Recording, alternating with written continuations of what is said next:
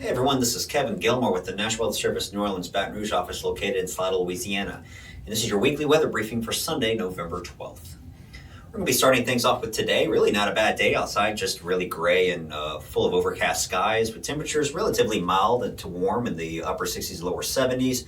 Not a drop of rain out there, which will be pretty much the name of the story here through the rest of the night, overnight tonight, really with nothing to speak of, very quiet, just low clouds overnight, no major concerns here as we go through into early Monday, which is where we're going to be starting this briefing. We do have a lot of heavy rain around the corner. We're going to be really talking a lot about it here coming up. Very beneficial rain for this time of year as we have been dealing with a long duration drought for a lot of locations. So much needed, but we just don't all need it at one time, which is what we're going to talk about here in detail coming up. First, starting off with simulated model radar reflectivity. This is basically a computer model that is predicting what the radar is going to look like in the short term. Meaning through tonight, through tomorrow. But we're going to start this one off here 9 a.m. on Monday. So early Monday is actually going to be very similar to what we've been seeing today, just overcast skies. Temperatures relatively mild, really not too bad of a day with very minimal impacts. But we're going to be seeing a Gulf low developing in the northwest Gulf of Mexico. And this low is going to be strengthening with time. It's going to be spreading a lot of rainfall across the area. So starting things off, we're going to go hour by hour now by each frame. And we're already at noon now and see that it's pretty much dry. But as we get towards 1, 2, 3 o'clock, we're going to see these returns on radar starting to spread off towards the east. A lot of these won't be reaching the ground at first, but then we get to 7, 8 o'clock, we see it gets a lot heavier and really starts to spread across the whole area, especially getting into Monday night and into early Tuesday, which is when we'll see pretty much the whole area covered in light to moderate, even some areas, as you see here, some areas of heavy rain, especially towards the coastal areas. Southeast Louisiana, we see the stops at 6 a.m. early Tuesday. So Monday, your morning commute is pretty much going to be nice. Even your on your track back home, as you drive home, it's really not going to be too bad on Monday. But early Tuesday, though, as you're going to work or to school or anything like that, yes, we could be dealing with some dangerous travel, especially with people who are probably not used to driving in the wet roads like that. We may have some ponding around roadways. Just be aware of that. We may be dealing with some light to moderate rain as we start the day on Tuesday, which will be pretty much continuing through the rest of the day, off and on at times. But we may be watching a little bit more towards like heavier rainfall towards the southern areas and lighter rainfall. We'll talk about that coming up here. First, I actually want to talk about the breakdown of potential rain amounts. This is kind of a way we can message and analyze what model guidance is saying in terms of how much rain are we expecting, which has been pretty much a big question a lot of people have been asking is how much rain are we going to see here?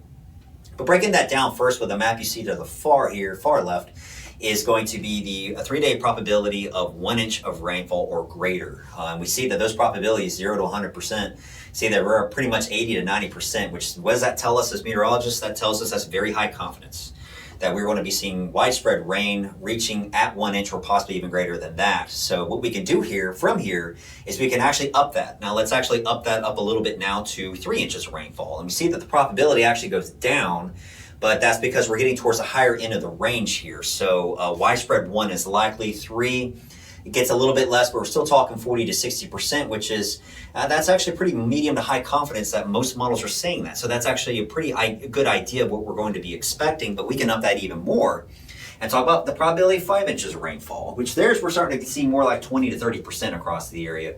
And that tells us that's probably getting closer towards the high range, but also tells us there's a potential that some areas could see locally higher amounts than that. So that's why we're saying, generally speaking, right now we're messaging between that 2 to 5 inch range, maybe locally higher amounts, especially in areas towards the southern parts of the area, which is, you can see that these amounts kind of continue more towards along I-10, 12 and south. So with that, we can kind of put all this data together and put together your rainfall total forecast using exact ranges or inch range of rainfall amounts. So with this said, we generally expecting around 2 to 6 inches of rainfall across the general area, but we may see some of that heavier rain towards the south like we were just mentioning. And this is a 3-day rainfall forecast. This is not all falling at once. This is through a long duration, which is going to be good, as we don't want all this falling at one time because that could lead to flash flooding concerns.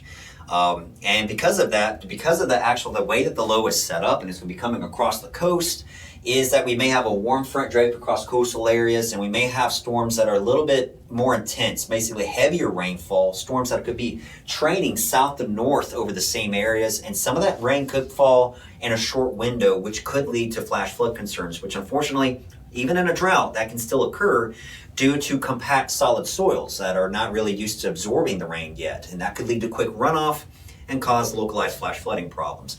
As for areas up to the north, though, up to the north, we typically say that's more stratiform rain, which is kind of lighter rain over a long duration, which you're not going to really see flash flood concerns with that. So just be aware that we'll be monitoring that and messaging that as we get a little bit closer towards Tuesday. Again, the time frame, this is generally during the day on Tuesday into Tuesday night. We may be messaging the potential for some localized flash flooding, but most of it is going to be much welcome. We just, again, wanted to make sure that this isn't coming all at once, and we'll be kind of keeping an eye on that as well. So looking at where we have been with precipitation departure for this time of the year, this is as of November 11th. So starting back in the year to November 11th, this is the departure from normal. We see that we're still averaging a foot to 2 feet below normal or greater than that in some areas. Coastal Mississippi ranges, but as you get to Pascagoula, you're not so bad over there, but still we could really use this, especially across southern portions of the area, across coastal southeast Louisiana, where we are 20 to even 40 inches below normal. And this is where we stand. This is actual total rain we've seen this year so far. And we still remain to be the second driest on record from this point in time year to date for New Orleans, and the top driest ever on record year to date this point in time for Gulfport. So a lot of records out there. This is absolutely a record-breaking year for some areas of some of the worst drought conditions we've seen in a very long time. So we can take this rain. We just don't want to see it all at one point. Another risk we're going to be watching too with this Gulf low coming across the area is the potential for coastal flooding due to increasing easterly winds. What we see usually with that is it's coming across the northern Gulf is this increase in fetch. Fetch just means that wind that's just traveling over water for a long period of time has a tendency to increase with time, which in turn also turns the waves and seas up a little bit more.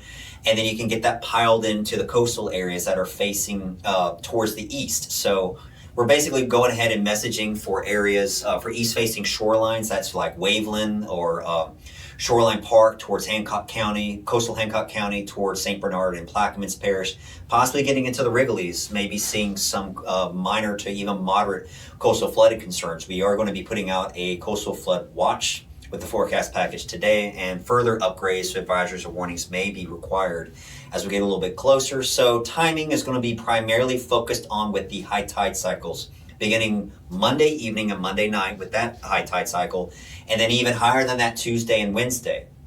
So be aware that most of this will become in the form of coastal flooding during the high tide cycle. So if you live in an area that typically sees inundation, just be prepared for that and check the forecast as much as you can to make sure that you get the latest information.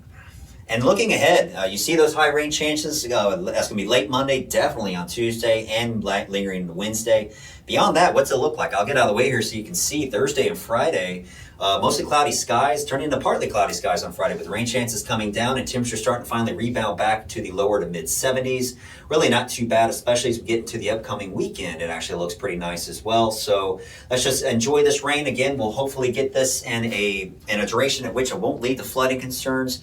A lot of this we could really use and could be hopefully the start of some of kind of maybe improving conditions here as we get towards later November and through the rest of the season. If we can just get more of these storms to pass through here, deliver the rainfall. We just don't need the hazardous or the impacts with it. A nice and gentle rain would be very nice and something we really need for this area. So with that, we'll go ahead and end this briefing, and I hope you have a great week.